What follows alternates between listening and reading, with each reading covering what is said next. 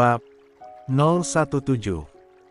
Dan saat Nadine mengangkat wajahnya seperti itu, membuat tatapannya dengan asisten Joe bertemu. Senyum yang awalnya juga terukir di bibir Nadine, kini seketika perlahan jadi hilang saat dia merasakan tangan kanan asisten Joe mulai naik dan menyentuh tengkuknya. Terasa lembut dan membuat jantungnya berdegup. Dek. Nadine benar-benar berdebar saat ini. Ternyata bukan hanya pada sang bos jantungnya bereaksi, nyatanya dengan asisten Joe dia pun merasakan hal yang sama. Nadine selama ini seperti hanya main di tempurung kelapa, hanya Rizal yang tahu. Tanpa tahu di luar sana juga banyak pria yang menarik. Dengan tatapan seintens itu, Joe pun mulai menyentuh bibir Nadine dengan lembut menggunakan ibu jarinya. Bibir merah yang seperti buah ceri. Nadine makin ketar-ketir tidak tenang. Jantung Nadine pun semakin bergemuruh saja, rasanya acak-acakan, dia tak bisa mendeskripsikan ini semua. Terlalu berwarna. Sampai akhirnya Joe mengikis jarak dan benar-benar menyatukan bibir mereka berdua, mencium bibir Nadine dengan sangat lembut. Kedua mata Nadine membola, tapi kemudian dengan perlahan dia coba memejamkan mata. Namun saat mata Nadine tertutup dengan sempurna, malah wajah Rizal yang terbayang. Nadine. Pekik Rizal dengan kuat, sampai membuat ciuman Nadine dan asisten Joe terlepas. Rizal menatap nyalang pada keduanya, dia lihat dengan jelas bagaimana kedua orang itu saling berpaut. Amarahnya mencuat, kepalanya mendidih seperti mau pecah. Sini kamu. Pekik Rizal, dia menarik Nadine hingga berada di balik punggungnya. Lalu menatap Joe dengan tatapan yang sangat mengerikan. Andai tidak ada Nadine di sini, sudah dia hajar habis-habisan asisten tidak tahu diri ini. Bagaimana bisa istri bosnya sendiri malah dicium? Jangan macam-macam kamu ya Joe. Nadine itu istriku. Tuan. Jangan marah-marah, kamu saja habis dari klub malam. Nadine yang membalas. Mana ada suami yang izin berhubungan dengan wanita lain, tidak ada. Kita bukan suami dan istri yang sesungguhnya. Pekik Nadine lagi, dia bahkan terlihat lebih mengerikan dibanding Rizal. Anak ini masih ada di perutku. Jadi sekarang dia hakku. Aku mau pergi saja bersama asisten Joe. Nat, jangan begitu, aku mohon. Rizal secepat kilat berubah jadi memelas. Tidak ada lagi gurat kemarahan di raut wajahnya, kini pria itu malah memohon dengan kedua matanya yang terlihat sendu. Sumpah, Rizal tidak menyangka jika semuanya akan jadi seperti ini. Dia kira dialah yang akan marah-marah, tapi ternyata kini malah dia yang dimarahin Nadine. Lepas. Kesal Nadine, saat Rizal menyentuh tangannya. Nadine malah berjalan mendekati asisten Joe. Nat, jangan begini, ayo kita pulang. Pulang kemana? Apartemen itu hanya milik Tuan, bukan milikku. Nat, jangan sentuh-sentuh Joe, mohon Rizal pula. Kini Nadine malah memeluk lengan sang asisten, seolah meminta perlindungan dari Joe. Sekretaris Nat, lebih baik kamu pulang bersama Tuan Rizal dulu. Ini sudah larut malam, hampir jam 10. Joe buka suara juga, coba menengahi perselisihan antara suami dan istri kontrak ini. Jujur saja Joe memang menaruh rasa kepada Nadine. Dia bahkan bersedia melakukan apapun untuk memenuhi permintaan wanita ini. Tapi Joe sangat profesional untuk tidak menikung tuannya, terlebih saat ini status Nadine memanglah istri sang tuan. Nadine melihat jam di pergelangan tangan kirinya.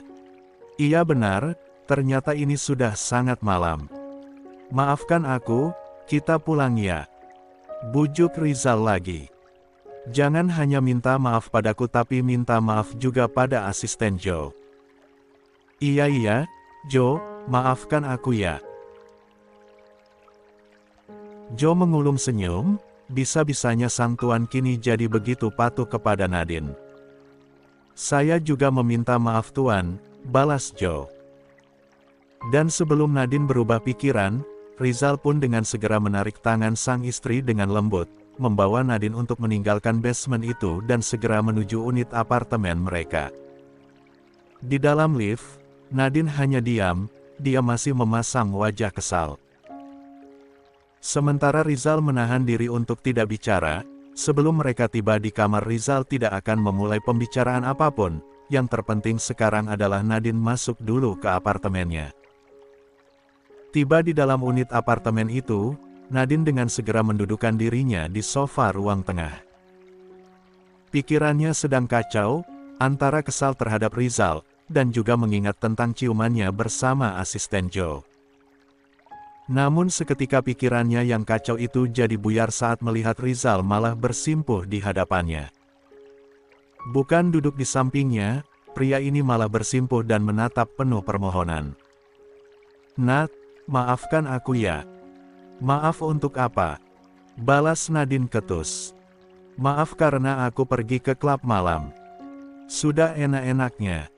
"Enak-enak apa sih Nat, aku tidak melakukan apapun." "Bohong. Sumpah."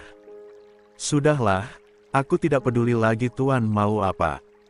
Terserah, tapi jangan pernah lagi sentuh-sentuh aku. Aku kan sudah minta maaf Nat." "Percuma, yang aku mau sekarang bukan curna minta maaf. Aku tahu, kamu butuh komitmen, iya kan?" "Iya," balas Nadine ngegas. Rizal menelan ludahnya dengan kasar. Nadine kalau sedang marah seperti ini terlihat sangat mengerikan. "Ayo kita bakar surat kontrak itu," ucap Rizal dengan suaranya yang pelan. Sungguh, bukan hal yang mudah bagi Rizal untuk membuat sebuah komitmen.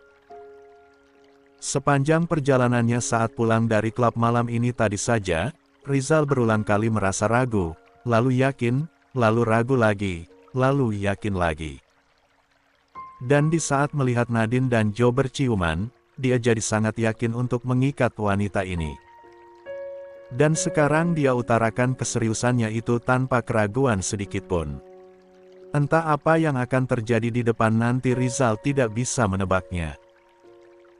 Tapi yang jelas sekarang adalah dia harus meyakinkan Nadine bahwa dia siap berubah, siap berkomitmen, siap memperpanjang pernikahan mereka untuk selama-lamanya.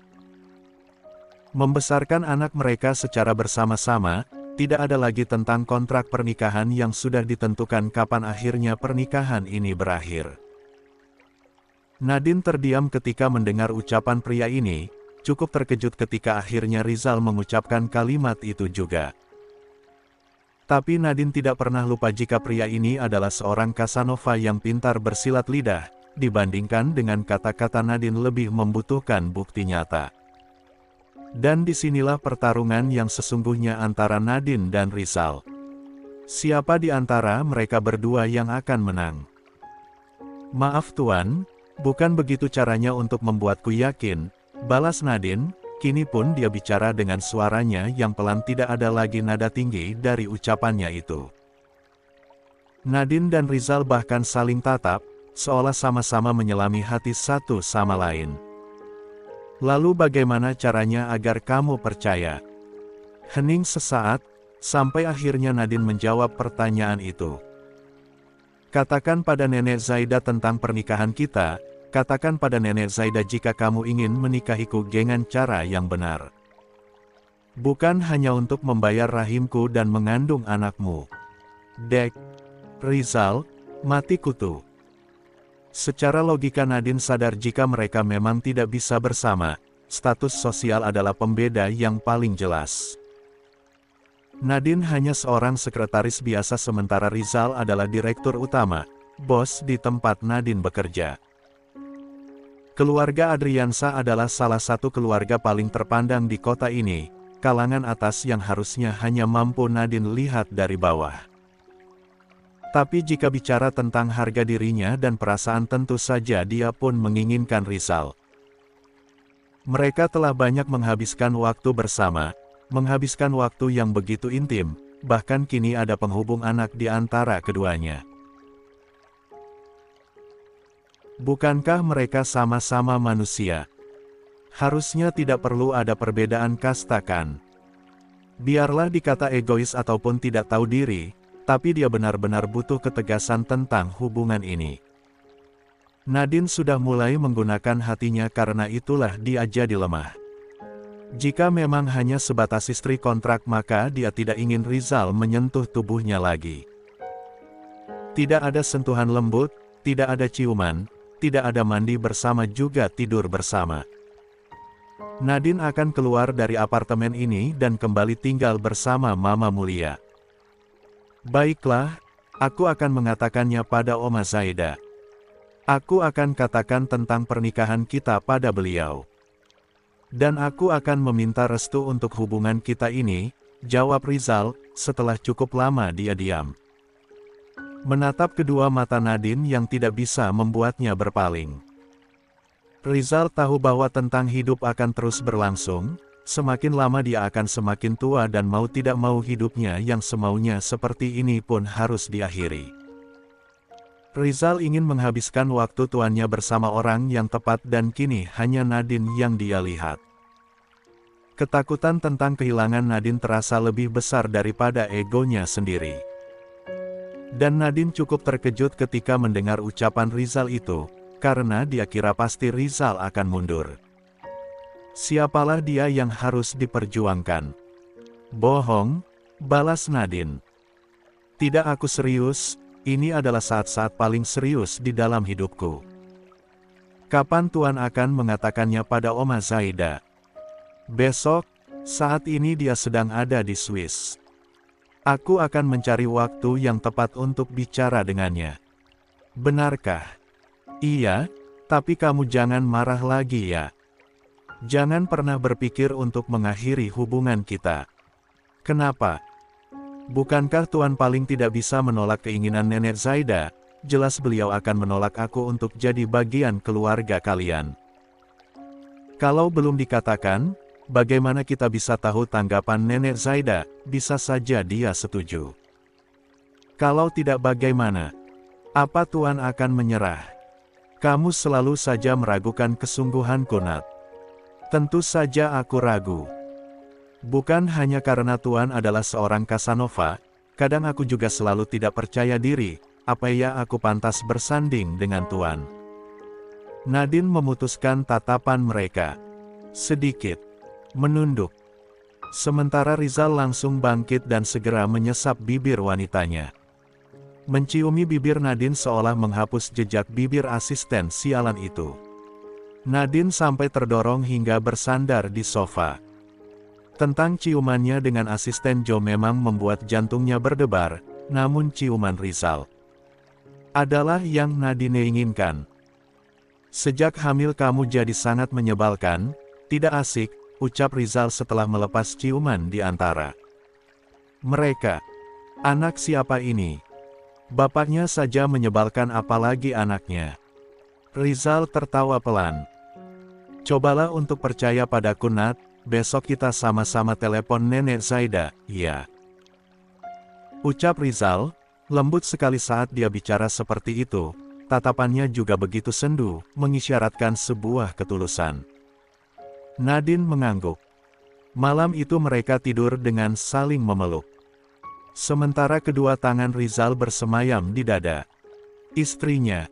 Setelah pertengkaran hebat semalam, kini sepasang suami dan istri itu memutuskan untuk tidak pergi ke kantor. Mereka akan menghabiskan waktunya di apartemen saja. Sehabis sarapan, Nadine dan Rizal membakar surat kontrak pernikahan mereka. Benar-benar mencoba untuk menjalin hubungan yang serius. Kalau di sini jam 9 pagi, di Swiss jam berapa? Tanya Nadine. Dia dan Rizal saat ini sedang mencuci tangan. Di Westafel, Indonesia lebih cepat 5 jam, jadi kalau sekarang di sini jam 8 pagi, di Swiss masih jam 4 dini hari.